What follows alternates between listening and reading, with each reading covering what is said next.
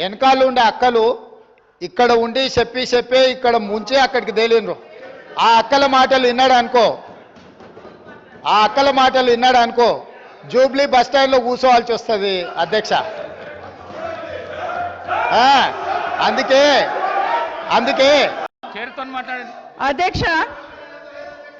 అధ్యక్ష తప్పకుండా చర్చ పెట్టుకుందాం.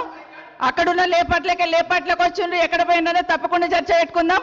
గౌరవ ముఖ్యమంత్రి గారు ముఖ్యమంత్రి అయిన తర్వాత కేసీఆర్ ఇంటి మీద వాళ్ళ కాకి నా ఇంటి మీద వాళ్ళతో కాల్ చేస్తాడు. ఎంతమంది ఉన్నారు అధ్యక్ష ఇప్పుడు అక్కడ? ఎందుకు చేర్చుకున్నారు అధ్యక్ష? గౌరవ ముఖ్యమంత్రి గారు ఎంజాయ్ చేస్తున్నారు. ఇప్పుడు మాట్లాడుతుంటే గుండె మీద చేసుకొని చెప్పాలి అధ్యక్ష. ముఖ్యమంత్రి గారు కూడా ఆ రోజు నేను అక్కగానే ఆశీర్వదించిన, ఆ రోజు పార్టీలోకి వస్తున్నప్పుడు ఒక అక్కగా ఆశీర్వదించిన, బాబు నువ్వు చాలా పెద్దగా ఎదుగుతావు, ఈ రాష్ట్రానికి ముఖ్యమంత్రి అవుతావు, రాయి పార్టీలకని ఆహ్వానించిన నేను. ఈ రోజు మరి నన్నెందుకు కక్ష తీర్చుకుంటున్నాడు నాకు అర్థమైతలేదు. ప్రతిసారి ప్రతి అసెంబ్లీలో ఒక్క నిమిషం ఆగండి చెప్పనియండి. ఒక ఆడబిడ్డ బాధ అవుతుంటే వినే స్థితిలో లేరా? మీరు ఎందుకు నన్ను టార్గెట్ చేసిండు? మాట్లాడి చెప్పండి అధ్యక్ష, ముందు కంట్రోల్లో పెట్టండి అధ్యక్ష. అధ్యక్ష ముఖ్యమంత్రి గారు ఒక మాట అన్నారు కేటీఆర్ గారిని, నీ వెనక కూర్చున్న అక్కలను నమ్ముకోవద్దు, మోసం చేస్తున్నాను. ఏం మోసం చేసినాం అధ్యక్ష? ఏం ముంచినాం అధ్యక్ష? ఈయనను ముంచినాం అధ్యక్ష. ఈయనను బతిన్లాడి పార్టీలోకి రా తమ్ముడు అని చెప్పి, నువ్వు వస్తే భవిష్యత్తులో ఈ పార్టీకి నువ్వు ఆశాకిరణం అవుతావు అని చెప్పి పార్టీలోకి ఆహ్వానించినా లేదా గుండె మీద చేసుకొని చెప్పమనండి అధ్యక్ష.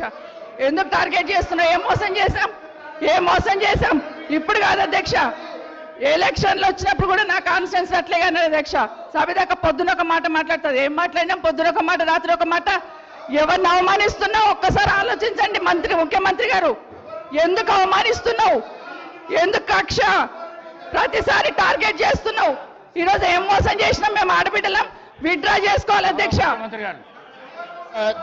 కొడంగల్ శాసనసభలో ఓడిపోయిన తర్వాత 2019 పార్లమెంట్ ఎన్నికలు వచ్చినప్పుడు కాంగ్రెస్ పార్టీ నన్ను పార్లమెంట్ పోటీ చేయమని అన్నప్పుడు ఇదే సబితక్క ఇంటికి వెళ్ళి ఇదే సబితక్క నన్ను పిలిచి నువ్వు మల్కాజ్గిరి పార్లమెంట్ లో పోటీ చేయి, ఎన్నికల్లో నీకు అండగా నిలబడతా అని నాకు మాట ఇచ్చి పార్టీ నన్ను ఎంపీగా డిక్లేర్ చేసిన మరుక్షణం టీఆర్ఎస్ తో మాట్లాడుకొని పోయి టీఆర్ఎస్ లో చేరింది అధ్యక్ష.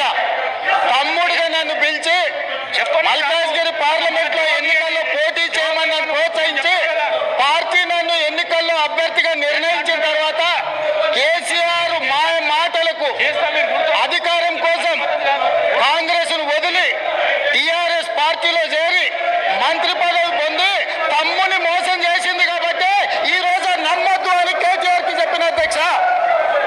ఇది నిజమా కాదా? సబితక్కను గుండె మీద చేసుకొని చెప్పమని నన్ను మల్కాజ్గిరిలో పోటీ చేయి కాంగ్రెస్ నుంచి, నీ ఎన్నికల్లో నేను గెలిపించే బాధ్యత తీసుకుంటాను నాకు చెప్పి నేను ఎన్నికల్లో నిలబడడం డిక్లేర్ అయిన తర్వాత కాంగ్రెస్ ను వదిలేసి టీఆర్ఎస్ లో చేరి మంత్రి పదవి పొంది